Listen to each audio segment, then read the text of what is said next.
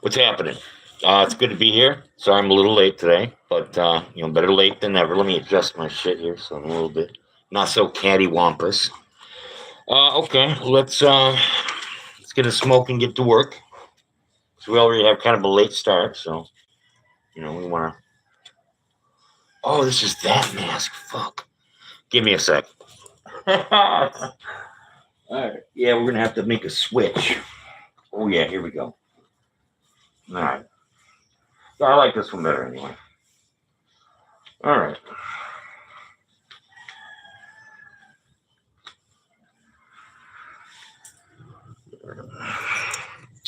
All right, that's a little better. Now I can smoke. All right. We're gonna work today. Here's the box. We are gonna work today on doing a coat of acrylic for this. So, what do we think the best color is gonna be? We don't have a ton of choices, to be totally honest with you. I'm thinking we paint the box orange. Mercurial. Good morning. Thank you for coming. I'm not sure who it is, but welcome here. Yeah, I'm thinking we paint this orange. I'm thinking we give this a nice orange paint. All right. So, today I'd like to talk with you guys about goetic evocation. All right.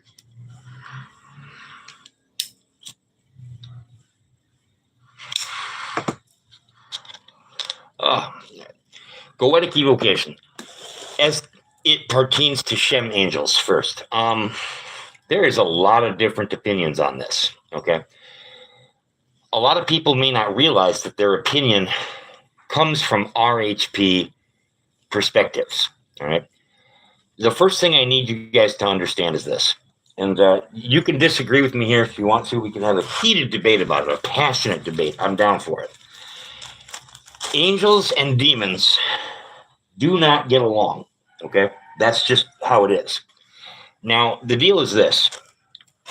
You cannot have a class of spirits called angel, messenger of Elohim, okay?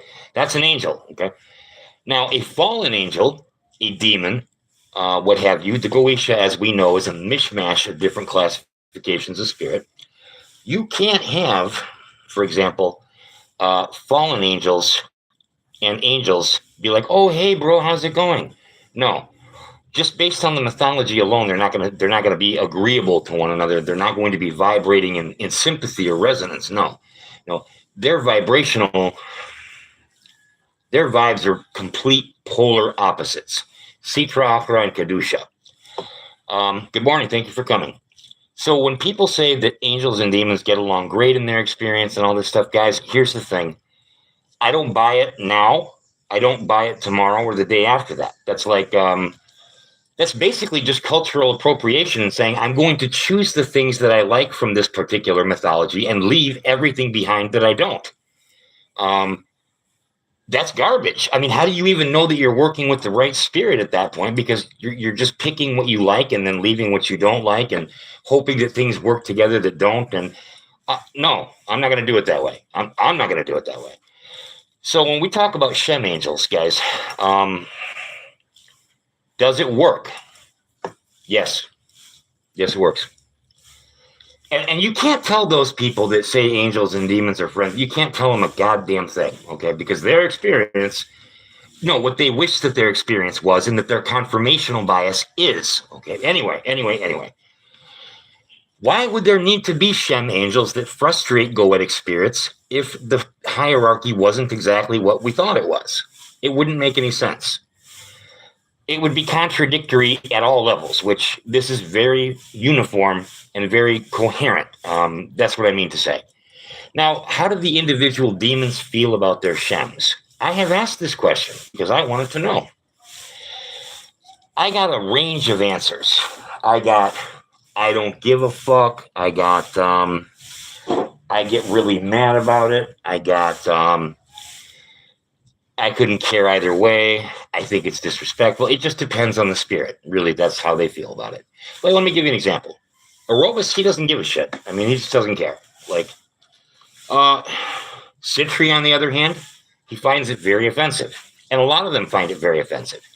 I mean, imagine if you were an angel and you were tasked with the creation of the material universe, okay, and you were a participant in that process.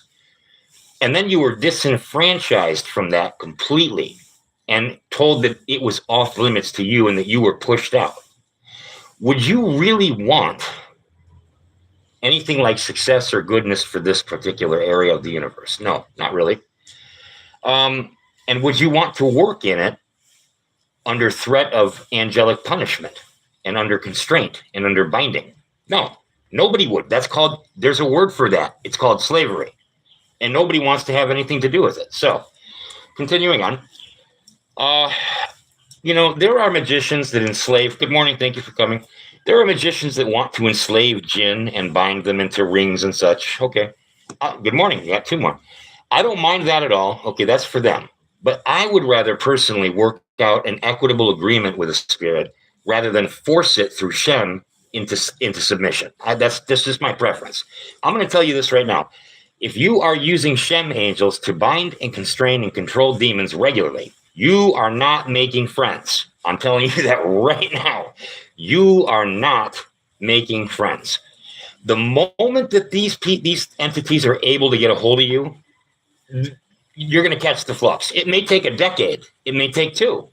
But if you consistently bind, constrain, and enslave and dominate them to do your will, they're not going to want to be your friend, man. Now, I'm not saying the converse is true either. Like, oh, only be friends with them, only try to do things if they want to do it. No, there has to be a line. They need to know that you can Shem them.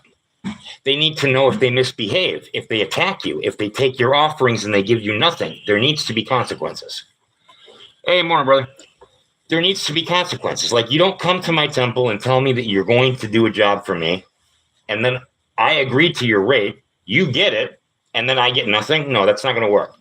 Then I'll say, maybe you need assistance. Maybe you need support. Maybe you need a Shem angel. I'll give you another week. Tell you what, it's done like that. They don't want that Shem, But if they know you can, it's good, okay? I should probably get the painting here. But I would tell you this. I have Shemmed 2 or 3 spirits in my entire goetic career. 2 or 3. It's nothing I relish doing, but I wouldn't use it all the time, It's a bad policy. It's not how you want to encourage compliance. It's just not. If you are a left-hand path magician, that means this. That would mean you have chosen the night side.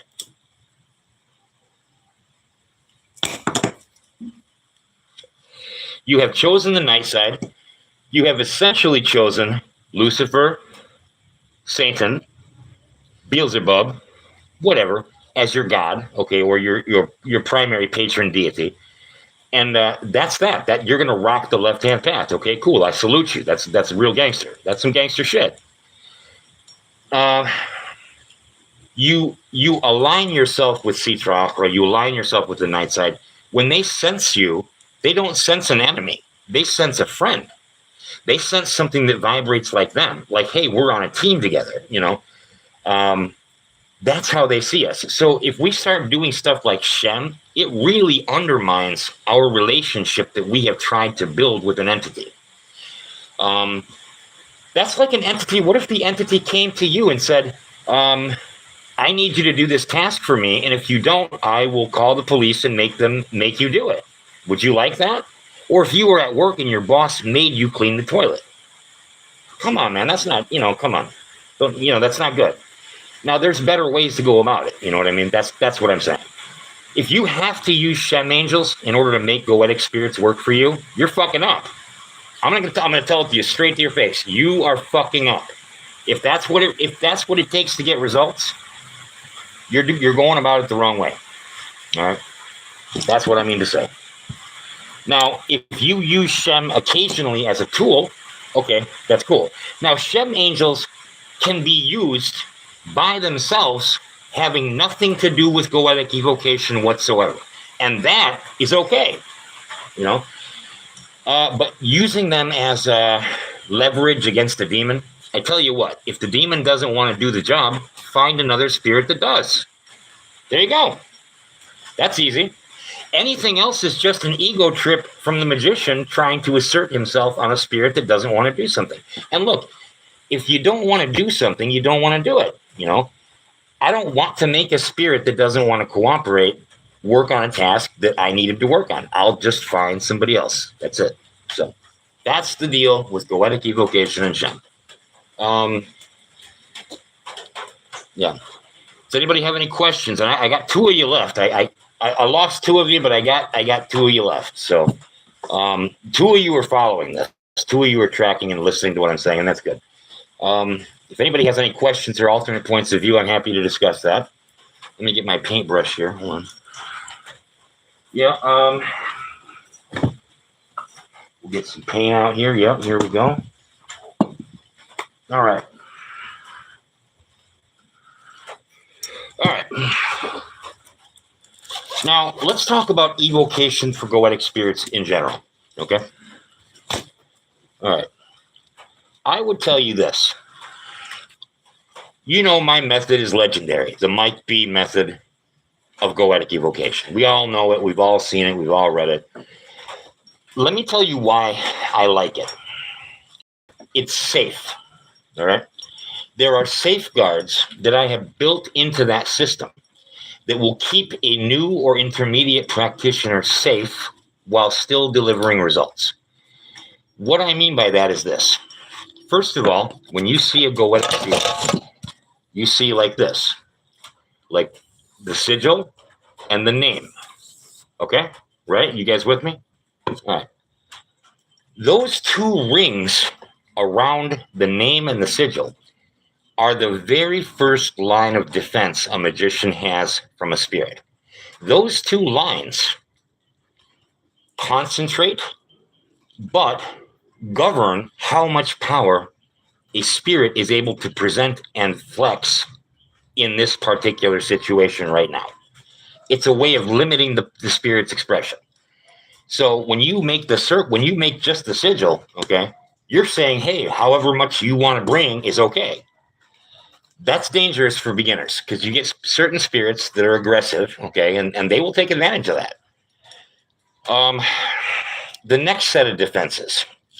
The triangle is not a defensive tool unless you are putting angelic names around it and treating it like it's an object of binding and constraining. It's not. It is a seat. It is a throne. It is a throne from which the spirit can negotiate with you, the magician. Saturn, the number is 3. The triangle of art has 3 sides. So it is Saturnalian. It densifies. It solidifies, it concentrates a spirit so that it's easier to communicate with. Like you have a circle, if you use one of those, or a sacred space, the triangle serves as the spirit's space to negotiate with you during the goetic ceremony. The actual circle of the magician, I make mine simple and sweet. I don't do a whole lot of shit with it. I do want to buy one of those cool looking ones that we see on the internet all the time, but I just haven't yet, but I will for sure, because I want to make the temple even look cooler, so. Okay. And I do think that looking cool is part of this. I definitely think so. And I think in the left-hand path, we are way, way, way cooler than anything in the right, for sure. I mean, that's obvious to everybody. Anyway, I'm joking. Anyway, come on. Okay, next set of safety. The psychic connection. This is the part that everybody fucks up in the very beginning. I did, you did, he did, we all did. When somebody says to you, ends chant for 108 repetitions, okay, you think that you can do it 10 times and you're ready. You're not, okay? Unless you're really good at what you do, you're not. The ends chant is to establish a psychic connection between you and the entity.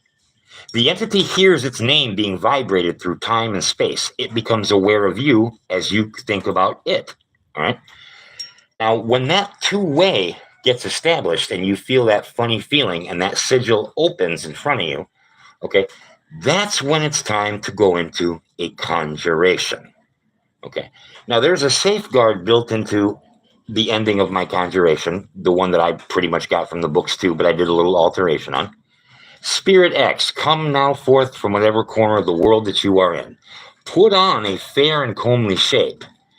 Speak in my mother tongue and deal favorably with my questions. Be seated in this triangle, like that, okay? I'm saying put on a fair and comely shape. I'll be honest with you guys, most goetic spirits do not show up in a shape that's going to scare the shit out of you. There's no point in that, okay?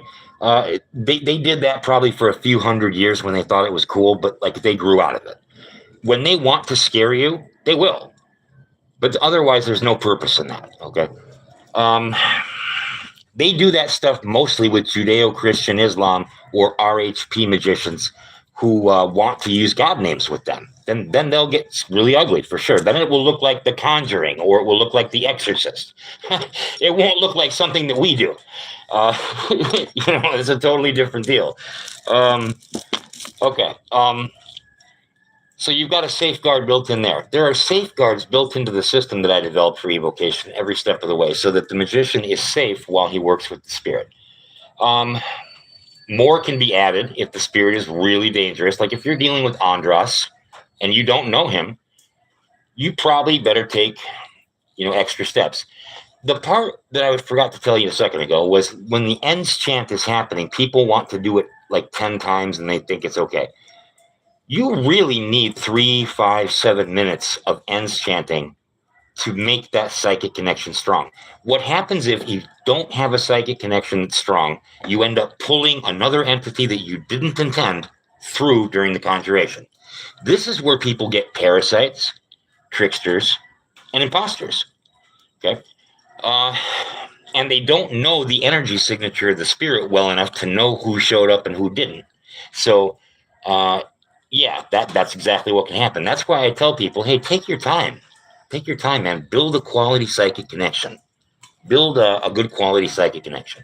You're not going to be sorry that you did. If it takes an extra 2, 3, 4 minutes, okay, like that. So, anyway, next. This is what we're going to paint our box with. This is an acrylic paint. We've got a coat of gesso on this. We are going to paint. If anybody has questions about evocation or Shem, now's the time. Go ahead. Just type them in and I'll go ahead and answer you. And we can disagree. I'm not going to shout at you or anything, but I'll try to answer you the best I can, even if we disagree. All right. We're going to do this in an orange and black style. This is going to be some wicked pimp shit. I'm going to tell you right now. I need to get that fan going though. This mask is hot. All right. Oh yeah, that's good. That's good. Yep. So the magician is safe mostly with goetic spirits. Now I'm going to tell you right now, I am not a demonaltrist. Okay, I'm never going to be. I think that the worship of demons is insane. I'm not going to worship demons. I love Orobus. I love Baal. I respect my pantheon. I honor them. But I'm not going to get on my hands and knees and worship them. I'm not going to do that. I don't care what anybody else says. I'm not going to do it. I did not work for 10 years to get free of Judeo-Christian Islamic beliefs and the system of worship so that I could elevate some other being above me. Okay, no. No, what I do instead is celebrate my own divinity being made in the image of divine, all right? And I try to live that truth and inspire other people with my own, all right?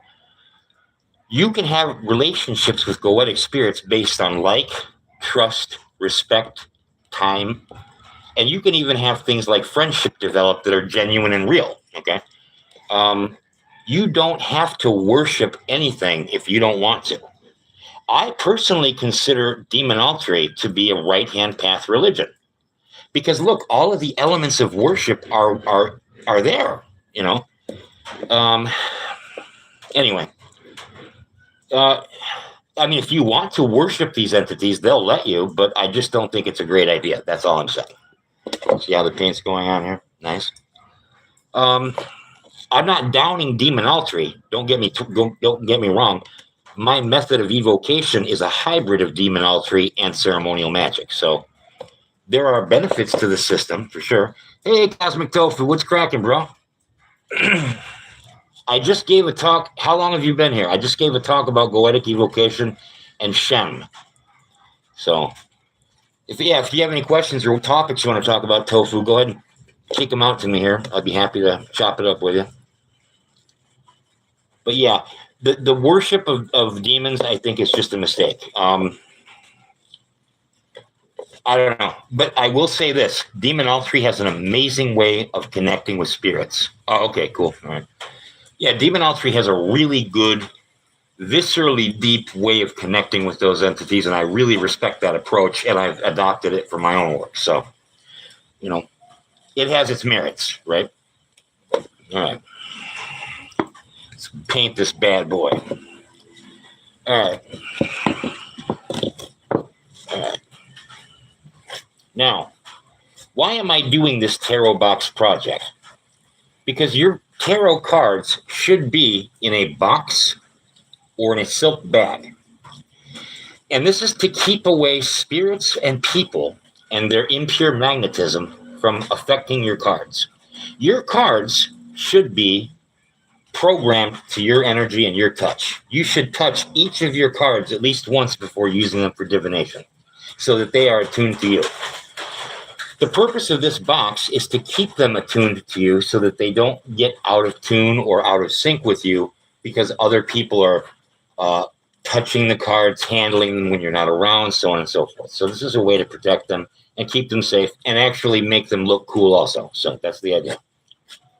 Oh, Arobus just showed up. Hey, Arobus. Okay. If anybody has a question for Arobus, I am happy to ask him on your behalf and give you an answer. So just let me know.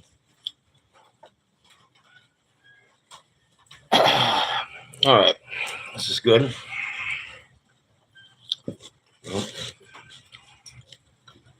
Okay. All right. Well, I guess, guys, I don't have a whole lot more for you today. If nobody has any questions, all right. I'll stick around here until about maybe 27 minutes. So that's about 5 minutes. If anybody has any questions, cool. If anybody has a question for Arobus, we'll get that answered. Otherwise, yeah, it's been great. It's been good. Yep.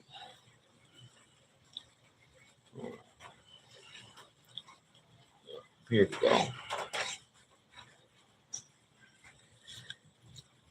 Bum, bum, bum, bum, bum, bum. Well, maybe we can get some tunes cracking. Let me see if I got anything. See if I got any juice in this phone. Let's see. Oh, here's what we could talk about. We could talk about Ducante for a minute. What do I think of Ducante, and what do I think of Ducante sigils? Well, I'm going to tell you. That's a good question. To tell you the truth, I think pretty highly of Ducante. I don't know that I buy the story, okay? Just because it's a little bit much to buy, but I like the results that I get when I use those sigils. So it's one of those things where if it's not broken, don't fix it. And I don't need to know how electricity works to turn on a light switch and enjoy the light. I mean, fuck it. If it works, it works. Let's just use it, So that's my feeling on that. All right.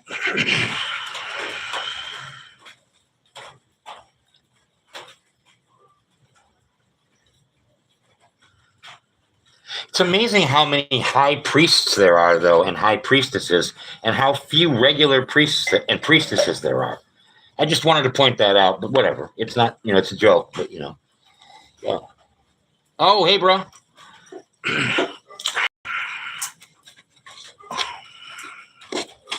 All right.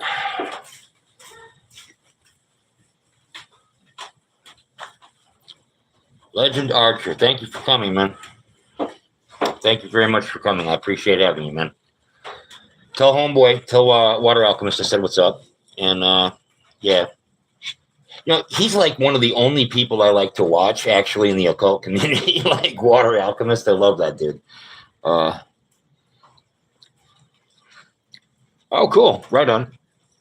Yeah, he's fun to watch. I tell you what, my favorite thing to watch from him was the pacting of Aerobus, the how he drew up the pact. I have never seen a cleaner, tighter pact drawn up than that. That was impressively done. Because there's a lot of whack ass packs out here. Let's keep it real. I'll be right with you, Tofu. Yeah, there's a lot of whack ass packs out here, but his pack was tight, and I was like, damn, that's good shit. So yeah, I like his content. The Cosmic Tofu. It's great to compare goetic version of spirits to do content. Oh yeah, okay, yeah, that they're a little different, aren't they? Tofu, yeah. The bail that you get when you call it through a Ducante sigil versus the bail you get with a traditional goetic sigil, that is really a different feel. But if you can tell that they're both bail, but it's like a different kind of bail. The energy is different. It's like it feels like more primal and older. And some of that is the fact that there's no circle around the sigil. You're getting it full blast, but it's not. That doesn't account for all the strangeness. Anyway, yeah, I agree, Tofu. That is interesting. I haven't gone through all of them. I've only gone through maybe half.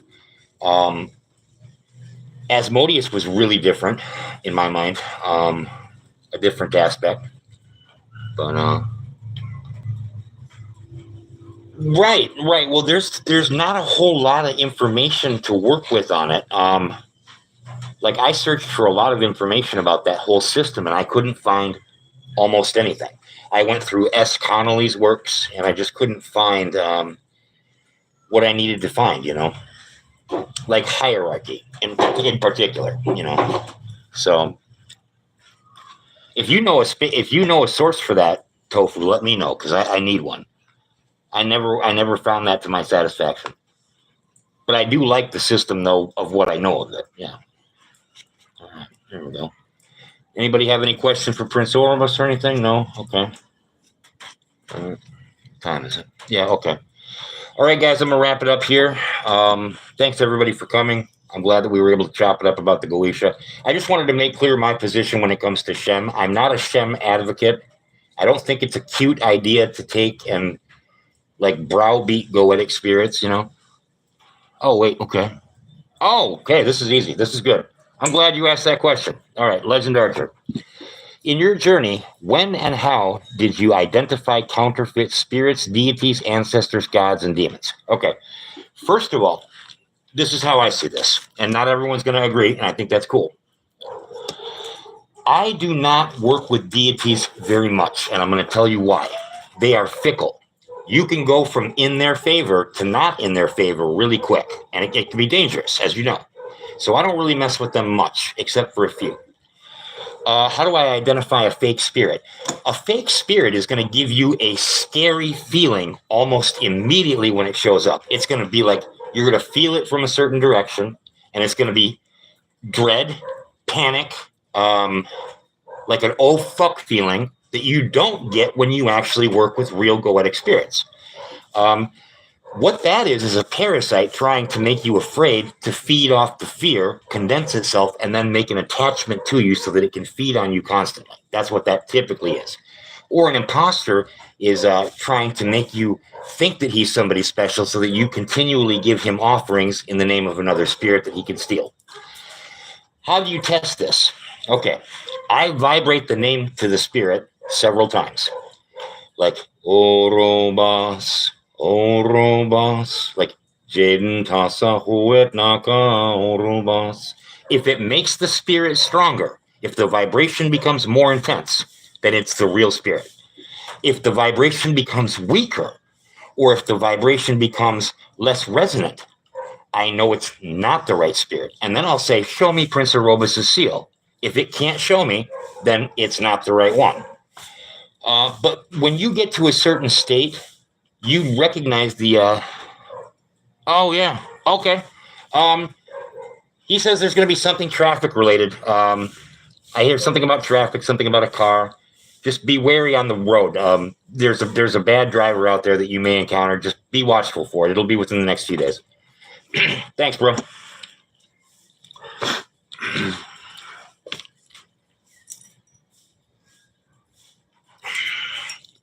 That's how I do it. Anyway, that's how I identify a fake spirit from a real spirit. Vibrating their name is going to be the very best way. Yep. I'm enjoying the live. I'm glad you did, man. Thank you very much. I'm glad. I liked that pact you did, by the way, man, with the aerobics thing. Like I was telling Archer, that was tight. That was a real tight pact. Because there's a lot of whack packs out here. I mean, look, if you guys go on Etsy, a pact with Asmodeus for $600, and it's like, this is some whack ass shit. I mean, for every one of us that's legit, there are like 8 of us that are not, that are just charlatans. And it's like, oh God, you know. And I'm not saying everybody has to practice the same way I practice or they're a charlatan. I'm not saying that, but I'm just saying there's a lot of people out there that, you know. Oh yeah, for sure, bro. He's good stuff. Yeah, yeah, he's good stuff. Anyway, yeah, I'm gonna wrap it up here, guys. Peace. Thanks for coming, everybody, and I'll see you Saturday night. If anybody wants to show up, that'll be cool. I'll be with Kiro, and we'll just hang out and kick the bobos and chop it up. So, peace. Thanks a lot. All right.